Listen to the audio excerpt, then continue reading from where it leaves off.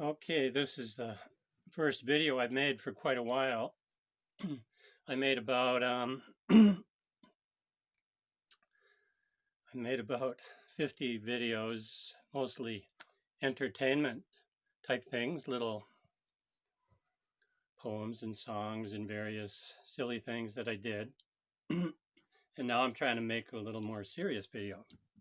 So we'll see how that goes. I started making YouTube videos about 5 years ago. I was kind of had an illness and I was laid up, and I was sitting in the same location, I believe, when I started, and I could barely talk at the time, so I kind of croaked out a few things. I remember singing Molly Monroe. Now my voice is still a little bit weird, I guess because I haven't used it much for a while. But at that time, 5 years ago, I could barely croak out the words to that song about in Dublin's fair city, where girls are so pretty, I first set my eyes on sweet Molly Malone. That one. I can do it quite a bit better now. It was kind of like I was croaking. Anyway, it was something to do while I was sort of laid up at that time, and I just kind of kept going. And then at some point, I guess I lost the phone that I was using as a camera. It was an iPhone that I was given, and I left it in the hot car for too long, and it gave up the ghost.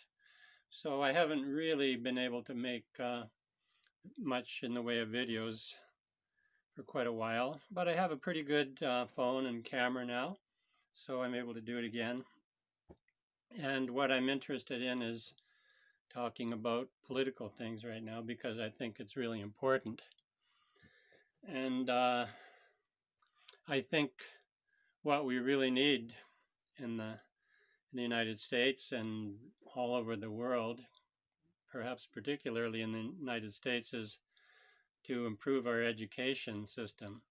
We've basically let it slide. And one of the primary things about education, especially in a country like the United States, is to educate the children and the citizens to understand our government and how to know who to vote for.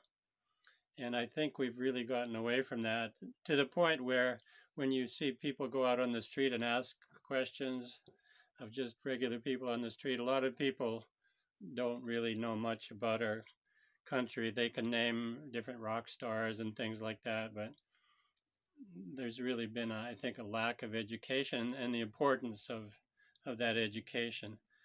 So I think we have a really big task ahead of us. I think we've been complacent and let it slide and left it to people who were, I think, oftentimes subject to outside forces who were destructive to the country. So if you're wondering who to vote for in California, there's a voting guide, cagop.org, that will help you to know who to vote for Republican candidates. You can also go to Ballotpedia, which can give a pretty good understanding about all the different states in the United States. So I did a TV show about almost 30 years ago in Canada. It was called the Ken Drummond Show, which is my name. And it was, entertainment mainly, but I had guests and I would interview them, and some of them were pretty serious guests. So we would talk about all kinds of things, and I would take videos in different areas and play them on my show. And also there were phone-ins to the TV show, which was interesting. So it was kind of a fun show. And then at one point I went to Virginia. I was down in the United States from Canada. I took a little break from my show. I had some substitutes to do the show while I was away, and I was in Virginia, and there was the mayor of a city in Virginia, and he heard that I had a TV show in Canada, and so he invited his friends, and they all wanted to see me. It's not that big of a deal, my TV show, but they were happy, I guess, to to meet someone who they thought was famous. So that was almost 30 years ago, and in a way, it feels like I'm continuing on from that thing. I look a little different. My beard is white, and my hair is longish, and I didn't have a beard actually then. I think I had a mustache, if I recall, but it wasn't white. The the years go on, and that seems to be what's happened to me. I was just not going to be one of those people who got older and all that. I thought that was kind of silly to get old and everything, but somehow it sneaks up on you. The years seem to go by very quickly, especially as you get later in your life. They just kind of whiz by, and you wonder where the young years went. It seemed like they were going to last kind of forever, but they really go very quickly. But the thing is, you still feel the same as you did inside. Like I always say, that I still feel all those ages I used to be. Like when I was doing my TV show, I guess I was 40, 42 or 43, and so I can identify with that age still, even though I might not look quite that age. Um, and I can also relate to when I was in my 20s, and when I was 16 or 17, and when I was 10 or 12. So somehow those feelings of those ages never leave you. So as you get older, you get to have the feeling and experience of all those different years. Anyway, that's not what I wanted to talk about. I wanted to talk about our country and how important it is to kind of get control of it again, get back on track. I think we just kind of let it slide. We didn't pay attention to what was going on. And I think of the schools, like when I was in school in Canada, I was a rebel. I was a really good student, like up until about the fifth grade or so. And then I started going down, and I didn't know how to recover my good grades that I had earlier. And I continued to kind of slip in the later grades. So I just got really rebellious, and I was kind of fighting against the system in high school. I started what I called an underground newspaper. Nobody was supposed to know who published it, but probably everybody did know. It was kind of this secret newspaper, and I was at that time, trying to change the education system. I don't really know.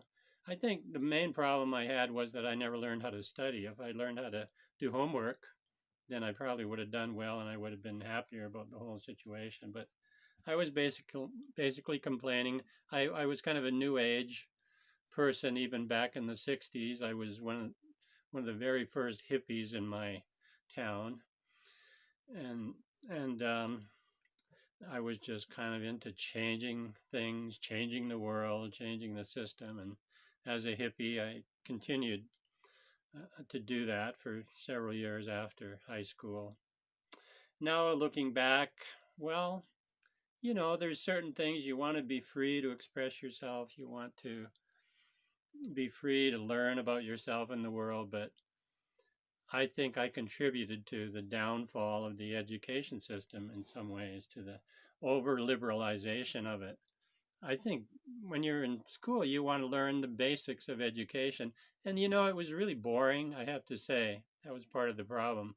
Like when we'd have a new math subject come up, I'd get really interested, some new type of thing we were learning in math or physics or something, and I'd put my hand up and I'd have suggestions. But then after a while, we had to kind of memorize things, and it became boring, and I would lose interest, and I'd start doing other things at my desk. I'd make little drawings or write little things. I just couldn't stand sitting there all day being bored out of my mind. So there should be a lot of improvements to the way education is done. There are too many students for each teacher, for one thing. It'd be fun to work on that project. But anyway, I think they started teaching things that weren't really relevant, like the basics of reading and writing and arithmetic and science, and particularly we should learn skills, what to do when you get out of school, how to learn some skills that can be useful to you or that fit your nature of what your interests are.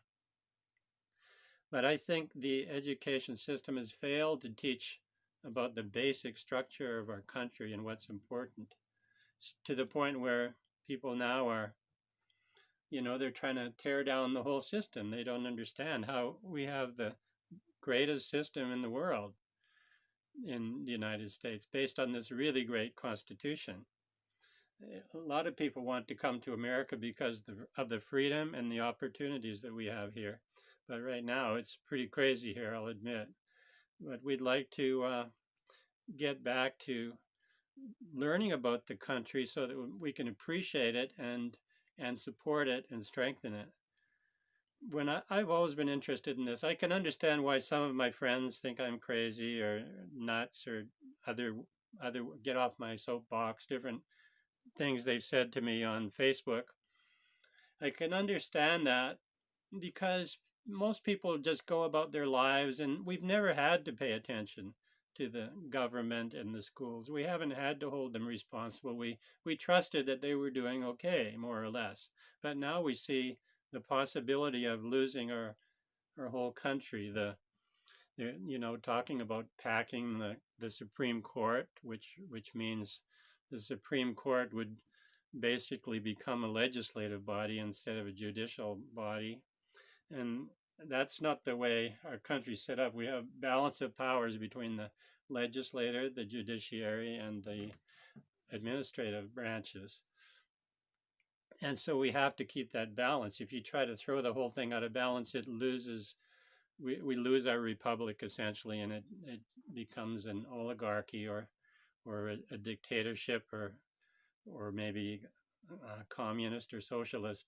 It's not the way it was set up. We've had this great country with a lot of freedom and opportunities for hundreds of years, and some people have so little understanding of that and so little appreciation that they just want to throw it all away and experiment with something. But we see from history that countries that have tried to do that and do experiments in communism and socialism and so on, it's caused a great deal of turmoil, and there have been millions of people who were killed because they didn't agree with the current dictators, or for various reasons were starved to death or killed. I mean, maybe up to 100 million people in the last century. So this is typically what can happen when you throw out stability and try whole new systems. You've got these ideas of a utopia, but it usually doesn't work that way. Our founders in the United States worked really hard to establish this system, which has really worked well. We've been improving it since they started it, but it's really held everything together due to the balance of powers. They worked really hard to balance everything out and stabilize it. So the first thing for young people is to learn about what's already been done so that we can move that forward. But I understand how people have not had much interest in all this. They've had other interests in their lives, like work for a living, raise a family, start a business, all these different things that we do. But I have to say I've always been interested to some degree, although I came from a small town. I was kind of isolated in my family. I was overprotected and I didn't know much. But I gradually started to get interested. And but even when I was young, I had this idea of starting an organization to help people. I thought I'll call it HELP, and anyone who comes will try to help them.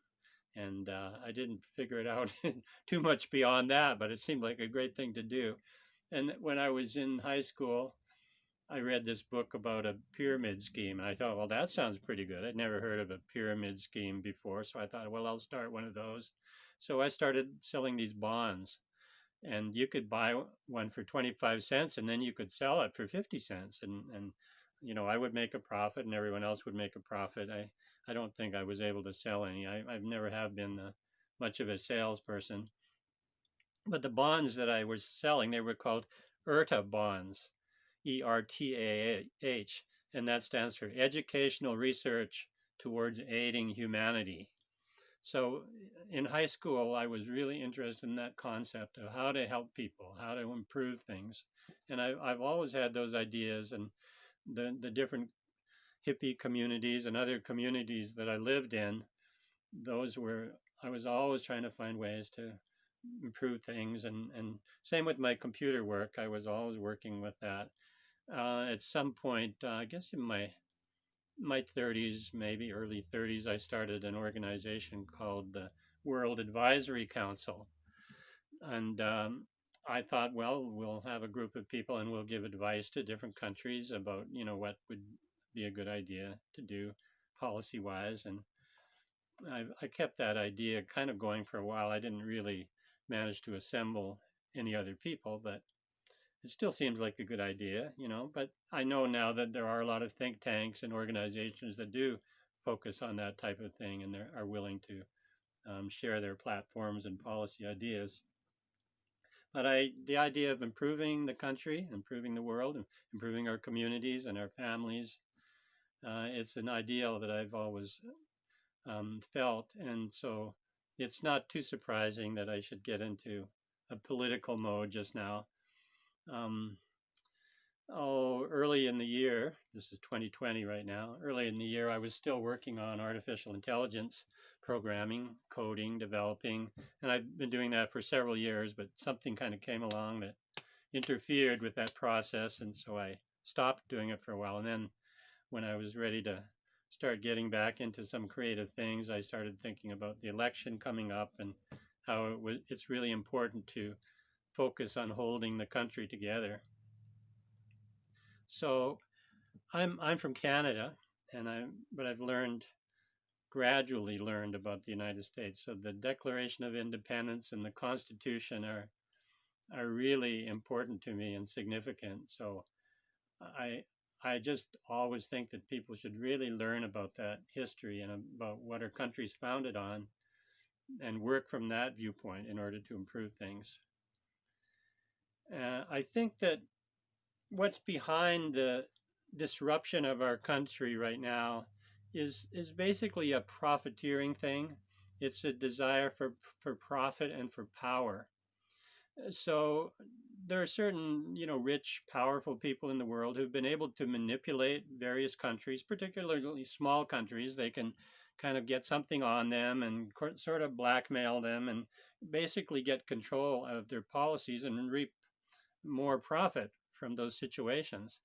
So now they've been trying to do that with the United States for a long time, but we've always, haven't had a serious problem with that. But currently, I think we do. I think there are outside forces and forces that have now become inside the U.S. that are trying to tear down our system for the purpose of getting control of it and the huge amount of profit that can be made by that control. So I think something like that is what's behind it. It also is, to me, tied to religion. I feel like it's a godless enterprise that's trying to tear down the United States, because the United States is founded on our Creator, the right to happiness and freedom, and the freedoms that we have in the Bill of Rights, freedom of speech and religion and so on. So these godless forces and enterprises, I think, are trying to tear that down. They don't really want anything to do with God or religion, because then they might have to listen to their conscience. And there's that little voice that comes to us once in a while that says, no, don't do that, you should do this. And if you recognize God, if you recognize religion or spirituality, then you sort of are forced to listen to that voice. And some people don't want to, because that voice can interfere with things that you want to do, which really aren't good for you, that make your life worse, but still you want to do them anyway in the spur of the moment. So I think that's what's behind it. And like religion was taken out of our schools, was that in the 60s, late 60s or around there? And atheism has become more and more prevalent. I was an atheist myself for 10 or 12 years, mostly my teenage years until my early 20s. So I understand the viewpoint. I was always looking for an opportunity to to make fun of religion, or I was open to that opportunity, and to show that how silly it was, and it was a made up human idea and didn't really have much meaning except maybe to make people feel better about themselves. So I was always trying to make fun of religion in some way. But now the atheists, they seem to have a real agenda to tear down religion, to destroy it, even though it people appreciate it and it makes them feel good, and so on. They want to get rid of religion absolutely, and that typically happens in these oligarchies in these countries, like Soviet Union, Nazi Germany. Religion competes; it's a threat to the power of dictators, so they have to suppress it and get rid of it, and all kinds of other destruction that they have to do. They have to remove any opposition to their rule, and certain classes have to be banished or eliminated. So I think this is what's behind it. I wasn't going to talk very long, so I guess I wanted to start with just saying those ideas that I've mentioned so far. And I suppose I'll do more of these. I'm not sure. We'll see how it looks. It's really an experiment at this point. So thank you for watching, listening, and maybe we'll meet again later. Thank you.